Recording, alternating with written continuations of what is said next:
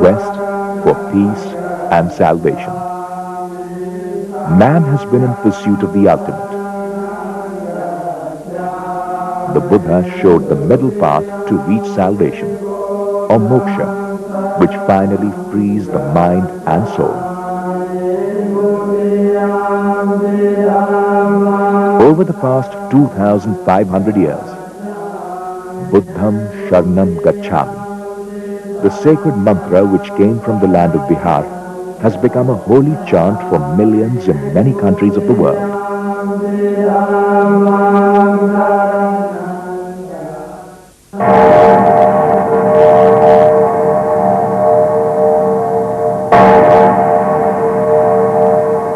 It was at Bodh Gaya that a man gave up a kingdom and gained the universe.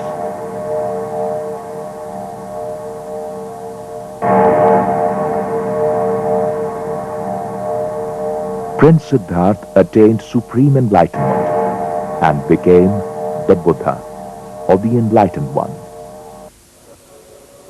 Bodh Gaya and the Mahabodhi Temple, the holiest of all pilgrimage centers for the Buddhists.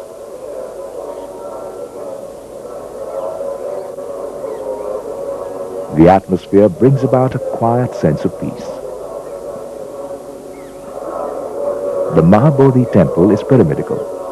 At each of the four corners is a small tower.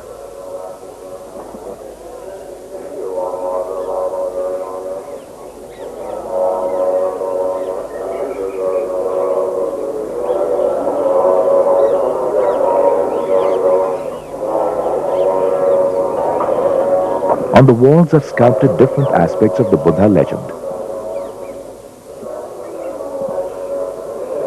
In the vicinity of the temple are several stupas of different nature, some commemorative, and chaityas which enshrine the relics of the saints.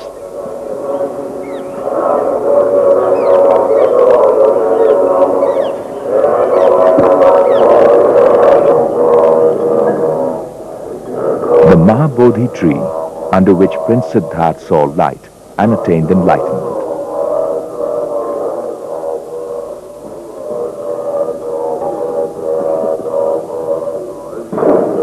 The tree that stands today has grown from the original Bodhi tree and commands its original reverence. A raised platform, Vajrasan, marks the spot where the Buddha sat in meditation and attained enlightenment. The Mahabodhi tree and Vajrasan is the central place for worship. The atmosphere is peaceful, giving credence to the legend. On the northern side of the temple is another raised platform, Chakraman, the jewel walk.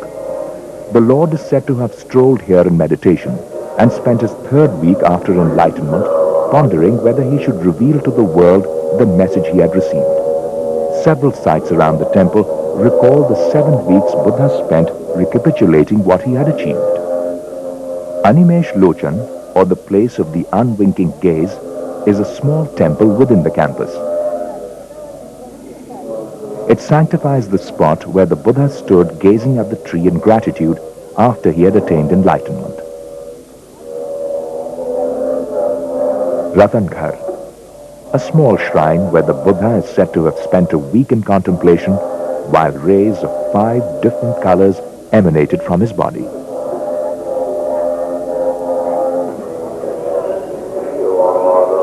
Under the Ajpal Migrora tree, the Buddha told a Brahmin that only by one's deeds one becomes a Brahmin, and not by birth.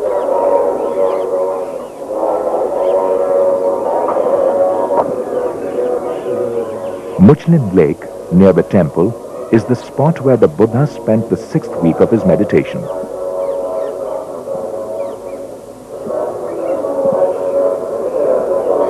This lotus sarovar is a replica of the lake.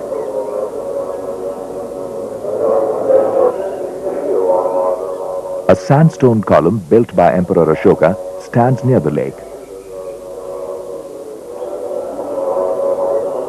Rajyatan, where Lord Buddha gave a sermon to 2 Burmese merchants, Tapusa and Bhalika. To the south and west are richly carved railings.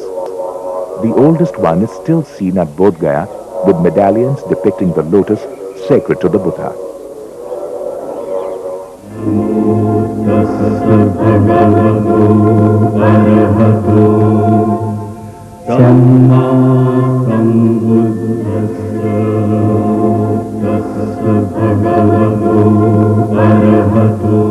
The temple is the most glorious and sacred shrine raised in this complex.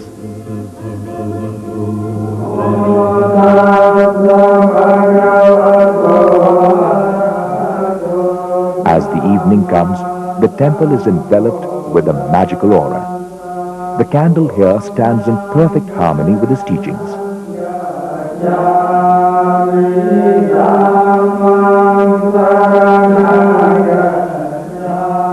Inside the shrine sits a huge gilded Buddha in the Bhumi Sparsh Mudra. One automatically bows in reverence before the Lord. Legend has it that the Buddha called the earth to witness his austerities. We come from France, from Paris, and we came to Bodh Gaya because of the Buddha place of enlightenment, because we are practicing Buddhism, and it's like a pilgrimage for us to come in that place. Hotels of Bihar Tourism Development Corporation provide very convenient facilities for overnight stay in Bodh Gaya.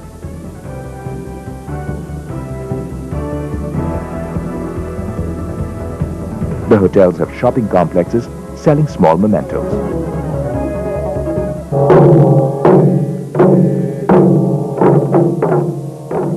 Several monasteries have been built by the Burmese, Tibetan, Chinese, Japanese, Thai, and Bhutanese devotees in their own architectural styles.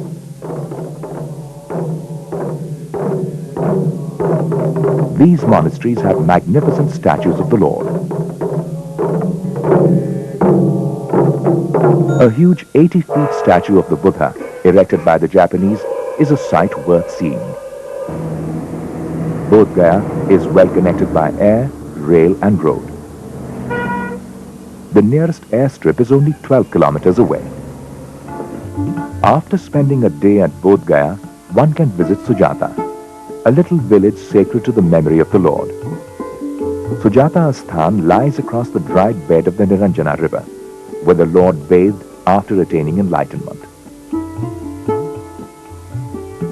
A young village woman, Sujata, offered him a bowl of rice gruel. Prince Siddhartha, in search of knowledge, was refreshed, as if he had received a new lease of life. To see those places that where Buddha has passed by, yeah. This is my second pilgrimage. To see the sites where the Buddha lived, to try to picture his lifestyle. At the same end of the river are the Dungeshwari mountains.